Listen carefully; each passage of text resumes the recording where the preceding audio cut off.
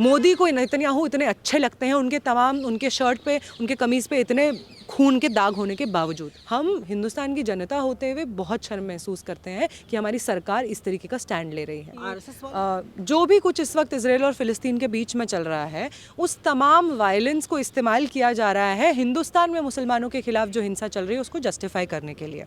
जो आप बोलते हैं, आप एक समय जारी करते हैं और बोलते हैं कि इस समय फिलिस्तीनी अपने घरों से निकल करके बाहर जाएं, हम उनको समय देंगे, वो सेफली निकल सकते हैं। और जिस समय वो बाहर निकलते हैं, जिस समय आपने बोला है कि आप उनको सेफली निकलने देंगे, उस समय आप बमबारी कर रहे हैं। आप क्यों हॉस्पिटल्स को टारगेट कर रहे हैं? क्यों रेफ्यूजी कैंप्स को आप टारगेट कर रहे हैं? अगर आप इतने ही इनोसेंट हैं, आप इतने इनोसेंट हैं कि पिछले 70 साल से ज़्यादा हो गए हैं, उसमें आप 1 लाख से ज़्यादा लोगों को मार चुके हैं। आप इतने इनोसेंट हैं। और फिलिस्तीनी आप इतने इनोसेंट हैं कि आप बिजली, पानी, पीने का पानी आप बंद कर दिए हैं। एक पूरे देश का बच्चे, बूढ़े, महिलाएं सब मर रहे हैं। सड़क पे बच्चा पैदा करना पड़ रहा है बिना एनेस्थीसिया के महिलाओं को। इजराइल और फिलिस्तीन का युद्ध लगातार जारी है और अब तक हज़ारों लोगों की जानें चली गई हैं। जो लोग बेगुनाह थे वे लोग इस दुनिया में नहीं हैं। महिलाओं को, बच्चों को, किन्नरों को, युवाओं को, बुज़ुर्गों को नहीं छोड़ा जा रहा। ऐसा लगता है असली अपराधी यही लोग थे और जो बचे हुए हैं उनको मारा जा रहा है। मेरे साथ जेएनयू की नेहा है। कैसे देखती है नेहा पूरे मामले को? सरकार, हमारी देश की सरकार जो है इजराइल के साथ खड़ी है। ये हमारे लिए, इस देश की जनता के लिए, जो शायद, और स्पेशली एज स्टूडेंट्स, क्योंकि हम लोग यूनिवर्सिटीज़ में वो स्टूडेंट्स जो शायद जितना भी जो भी कुछ पढ़ रहे होंगे उसमें एक कॉलोनियल स्टडीज़ नाम से सब्जेक्ट होता है। इंडिया का इतिहास जब हम पढ़ते हैं कि इंडिया वो देश जो आज वो है वो कैसे बना, तो उसमें बार बार जिक्र आता है एक बहुत ही लंबे 200 साल पुरानी गुलामी का। और ये गुलामी जो ताकत हमारे ऊपर करती है, उस गुलामी से लड़ने के लिए हम लोग बहुत सारे लोग शहादत देते हैं। बहुत लंबा समय लगता है, बहुत लोगों की जानें जाती हैं, बहुत लोगों को गोलियों से उड़ा दिया जाता है, और उसके बाद जाके हमें इस गुलामी से आज़ादी मिलती है और हम एक नया हिंदुस्तान, एक नया इंडिया उभर करके आता है। इस तरीके की गुलामी, इस तरीके का कॉलोनाइजेशन आज के समय फ़िलिस्तीन में भी चल रहा है। फ़िलिस्तीन का अगर हम इतिहास देखें तो खून से लहूलुहान है। शुरू के समय जब वहाँ पे ऑटोमन एम्पायर रहता है, उसके बाद में जब विश्व युद्ध चलता है पहला, उसके बाद जब हार जाता है तो ब्रिटेन उसको डिक्लेयर कर देता है कि ये हमारे अंडर आता है फ़िलिस्तीन की ज़मीन और हम इस पर राज करेंगे। फिर सडनली 46 के दशक में उसको छोड़ दिया जाता है और एक इजराइल को घोषित कर दिया जाता है कि इजराइल एक राज्य है और फ़िलिस्तीन के साथ क्या होगा इसके बारे में बातचीत नहीं होती है। उसके बाद हम देखते हैं कि धीरे धीरे लगातार 7 दशक से ज़्यादा हो गए हैं और दीमक की तरह फ़िलिस्तीन जो एक पूरी सरज़मीन, एक पूरा देश होता था, वो आज सिकुड़ करके कुछ चंद लोग रह गया है जिनको भी आज बमों से, मिसाइलों से अपने घरों से बाहर खदेड़ा जा रहा है। तो अगर फ़िलिस्तीन के लोगों का संघर्ष एक गुलाम बनाने वाली ताकत से, एक कॉलोनियल फोर्स से कोई समझ सकता है तो शायद हिंदुस्तान के लोग समझ सकते हैं। और अगर आज हमारी सरकार इजराइल के साथ में खड़ी है तो ये शर्म की बात है।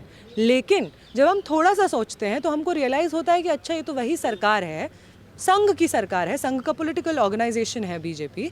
ये वही सरकार है जो जब हमारे देश में भी लोग जान दे रहे थे अंग्रेज़ों से लड़ते वक्त, ये तो तब भी अंग्रेज़ों के साथ खड़े थे। तो आज ये इजराइल के साथ खड़े हैं, इस बात में शायद हमको अचंभा नहीं है। लेकिन आज ये जिस तरीके से हिंदुस्तान की जनता के जो एस्पिरेशंस हैं, जो हमारा इतिहास है, उसको जिस तरीके से धोखा दे रहे हैं, जिस तरीके से कलंकित कर रहे हैं, बहुत शर्म की बात है। हम हिंदुस्तान की जनता होते हुए बहुत शर्म महसूस करते हैं कि हमारी सरकार इस तरीके का स्टैंड ले रही है। आरएसएस वाले, बीजेपी वाले बड़े खुश हैं कि मुसलमानों को मारा जा रहा है।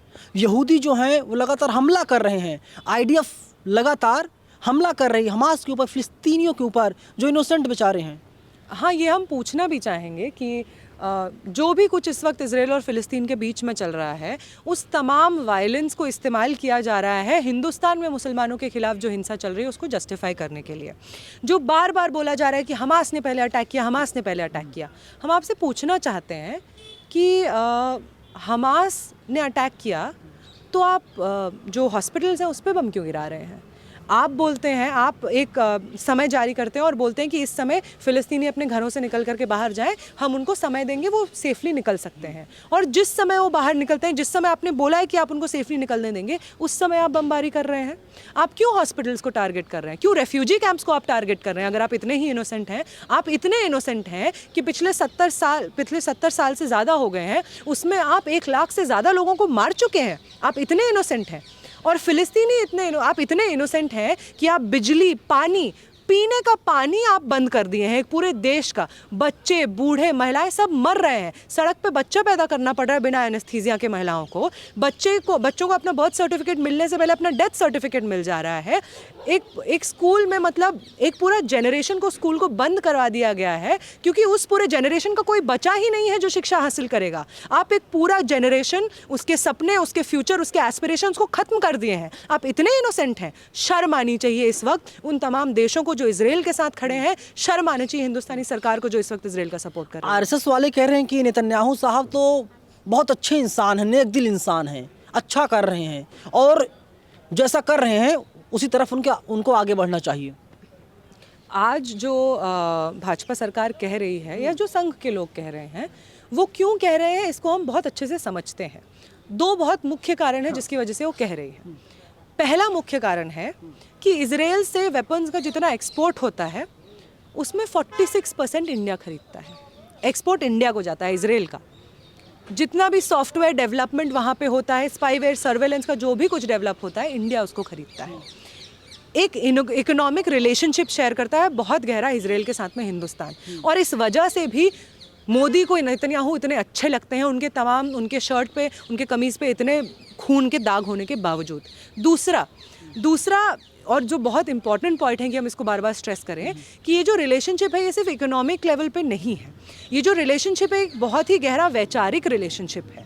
जिस तरीके से इजराइल में नेतन्याहू ये बात कह रहे हैं कि इजराइल एक पर्टिकुलर रेस, एक पर्टिकुलर लोगों का ही देश होगा और बाकी जो भी कुछ इस जगह पे होगा उसको हम खदेड़ के बाहर फेंक देंगे, उसी तरीके से हिंदुस्तान में संघ भी कह रहा है कि ये जो देश है वो सिर्फ हिंदुओं का राष्ट्र हो गया, हिंदू राज होगा और इसमें जो मुसलमान, क्रिश्चियन, तमाम आदिवासी लोग रहेंगे वो सेकंड क्लास सिटीजन्स बन के रहेंगे। उनको मानना होगा कि वो सेकंड क्लास सिटीजन्स हैं, उनके पास राइट्स भी नहीं होंगे। तो ये जो आइडियोलॉजिकल अंडरस्टैंडिंग है कि एक तरीके के नस्ल का ही पूरा देश होना चाहिए, बाकी कोई भी अगर उस देश में रहेगा तो उसको बाहर निकाल देना होगा, वो एक द्वयम दर्जे का सिटीजन है, ये सोच में सिमिलैरिटी है। और इसी सोच के तहत इजराइल बार जस्टिफाई करता है अपना वायलेंस जो फिलिस्तीन पे करता है और इसी सोच के तहत संघ और बीजेपी जस्टिफाई करता है वो तमाम तरीके का वायलेंस। ये लड़ाई आपको क्या लगता है नेहा, ये लड़ाई जो है धर्म की लड़ाई है, ज़मीन की लड़ाई है या फिर जो मस्जिद अल-अक्सा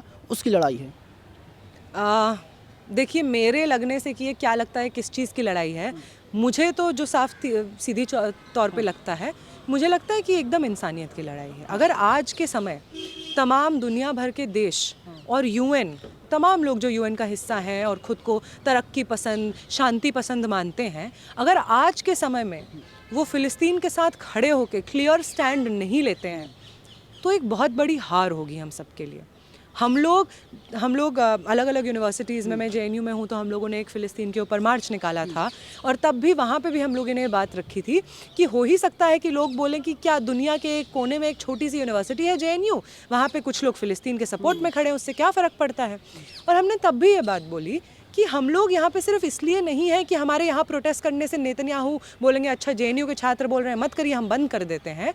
बात ये भी है कि जिस तरीके की हिंसा आज हम पूरे दुनिया भर में देख रहे हैं, वो यूक्रेन का युद्ध ही क्यों ना हो, जिसके बारे में वेस्टर्न मीडिया को बात करना इतना पसंद है, उसका युद्ध ही क्यों ना हो।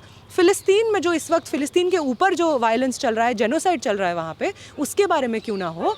अगर हम लोग उसके बारे में बातचीत नहीं करेंगे और बार बार इस तरीके की हिंसा को नॉर्मलाइज करने के अटेम्प्ट्स के खिलाफ सड़कों पे नहीं आएंगे और अपने शरीर, अपने प्रेजेंस से इस चीज़ का प्रमाण नहीं देंगे कि तुम इंसानियत को हरा नहीं सकते हो, इतना आसान नहीं हुआ है आज भी एक सामने वाले इंसान को मार देना। हम लोग इसलिए आते हैं ये बोलने के लिए कि जब तक तुम जुल्म करोगे तब तक यहाँ पे आवाज़ें रहेंगी जो बोलेंगे कि ये जुल्म है, जो बोलेंगे कि ये कत्लेआम है। इसलिए भी हम लोग यहाँ पे आते हैं, इसलिए इसलिए भी हम लोग इतना दूर फिलिस्तीन से ये प्रोटेस्ट कर रहे हैं। लेकिन आप लोग जुल्म के खिलाफ बोल रही हैं, और जब आप लोग जुल्म के खिलाफ बोलते हैं, जुल्म के खिलाफ आवाज़ उठाती हैं, तो आपके ऊपर जुल्म किया जाता है, डिटेन किया जाता है, किस तरीके से सड़कों पर घसीटा जाता है। मैंने अपनी आंखों से देखा है कई जगहों पर दिल्ली में। एकदम घसीटा जाता है। और जाहिर सी बात है, जब जंतर मंतर पे महिलाएं प्रोटेस्ट कर रही होती हैं, रेसलर्स, जब जंतर मंतर पे महिलाएं रेसलर्स प्रोटेस्ट कर रही होती हैं, वो तो कुछ वो तो फिलिस्तीन के साथ नहीं खड़ी थी। वो तो जिसको बार बार बोला जा रहा है, सरकार बोलती है कि टेररिस्टों के साथ में, एंटी नेशनल लोगों के साथ में, उनके साथ में तो नहीं खड़ी थी। वो तो बोल रही थी हमारे साथ यौन हिंसा हुई है। 8 लड़कियां बोल रही हैं हमारे साथ यौन हिंसा हुई है। एक इंसान का एक स्वर में नाम ले रही हैं कि इसने हमारे साथ यौन हिंसा की है, और उनको इसी जंतर मंतर की सड़क पे घसीट करके मारा जाता है। ऐसी सरकार जो यौन हिंसा के खिलाफ जस्टिस, न्याय मांग रही महिलाओं को सड़क पे घसीट करके जेल में बंद कर सकती है, ऐसी सरकार जो बिल्किस बानो के कन्विक्टेड रेपिस्टों को छोड़ करके अपने ऑफिस में बुला करके माल्यार्पण उनका करती है, उनको लड्डू खिलाती है, उनके पैर छूती है, अगर ऐसी सरकार है तो ऐसी सरकार हम लोगों पे क्यों वायलेंस नहीं करेगी? ऐसी सरकार तो उस तमाम रेपिस्टों के पक्ष में खड़ी है, हिंसा करने वालों के पक्ष में खड़ी है, तमाम सताए दबे कुचले लोगों को और दबाने वालों के पक्ष में खड़ी है। और इसलिए इस सरकार के लिए वो तमाम लोग जो कहते हैं कि एक इंसान दूसरे इंसान के ऊपर हिंसा नहीं कर सकता है, जो ये कहता है कि जिस तरीके से इजराइल फिलिस्तीन के ऊपर जुल्म कर रहा है, एक देश दूसरे देश के ऊपर इस तरीके से गुलामी थोप नहीं सकता है, जो ऐसी बातें कहते हो, हम तो उनके दुश्मन हुए, क्योंकि हम सच के साथ खड़े हैं, हम जुल्म के खिलाफ खड़े हैं। आजकल हिटलर की बहुत बात की जा रही है, क्योंकि हिटलर ने यहूदियों को मारा था, और तमाम जो जानकार हैं बताते हैं कि ये जो संघी हैं, ये लोग उस वक्त भी हिटलर के साथ खड़े थे। यानी जो लोगों को मार रहा है, जो शोषक है, जो लगातार शोषण कर रहा है, उसके साथ ये लोग खड़े होते हैं। और वही हाल इजराइल और फिलिस्तीन की लड़ाई में भी दिख रहा है।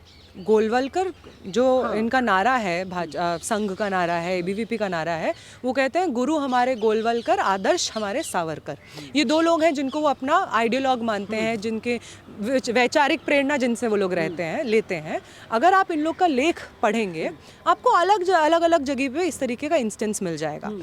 साफ तौर पे ये लिखा जाता है कि जर्मनी जो मॉडल प्रेजेंट कर रहा है हिटलर के अंडर, वो मॉडल हम सबको हिंदुस्तान में भी प्रेजेंट करने का ज़रूरत है कि कैसे 2 कंटेस्टिंग, जैसे वहाँ पे जूस और आर्यन साथ में नहीं रह सकते हैं, वैसे ही इंडिया में भी हिंदूज़ और मुस्लिम साथ में नहीं रह सकते हैं। और जिस तरीके से जो एग्जाम्पल जर्मनी सेटअप कर रहा है कि उसको एक पर्टिकुलर जाति का, एक पर्टिकुलर नस्ल का देश बनाना चाहता है, वही हमको हिंदुस्तान में भी करना होगा। ये साफ तौर पे कहा जाता है। हिटलर के लिए एडमिरेशन साफ तौर पे आपको संघ के अलग अलग आइडियोलॉग्स में दिख जाती है। वो तब भी हिटलर को मानते थे, और आज भी जिस तरीके से वायलेंस यहूदियों के ऊपर हिटलर ने किया था, जिस तरीके से जेनोसाइड चल रहा था, हॉलोकॉस्ट के वक्त गैस चेम्बर में भर के मारा जा रहा था, टॉर्चर किया जा रहा था, प्रताड़ना की जा रही थी, उसी तरीके से इस वक्त इजराइल में भी चल रहा है। जो लड़ाई है इसका फ्यूचर क्या है? आप क्या देखते हैं? क्या लगता है कि पूरे फिलिस्तीन पर एक दिन ऐसा होगा कि इजराइल जो है कब्जा कर लेगा, पूरी तरीके से अपने कब्जे में ले लेगा, या कुछ और होगा?